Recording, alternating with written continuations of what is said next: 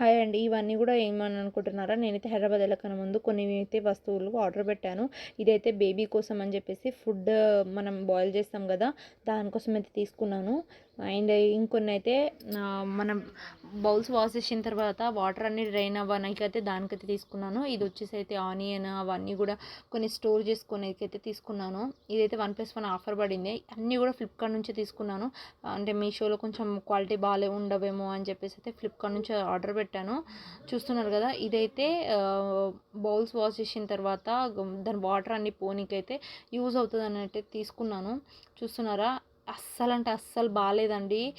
నేనైతే అన్నీ కూడా రిటర్న్ పెట్టేసాను. అందులో ప్లేట్ పెడితే కూడా ప్లేట్ కూడా ఆగట్లేదు. అసలు ఎందుకురా బాబోయ్ అనిపించింది. కొంచెం మంచిగున్నా తీసుకుంటుండే, కాకపోతే అన్నీ కూడా రిటర్న్ పెట్టేశాను. ఆ బేబీది ఒక్కటే బాయిలర్ మంచిగా వచ్చింది, అదైతే తీసేసుకున్నాను. ఫ్లిప్‌కార్ట్ నుంచి కూడా అంతే వస్తున్నాయండి. చలో బాయ్.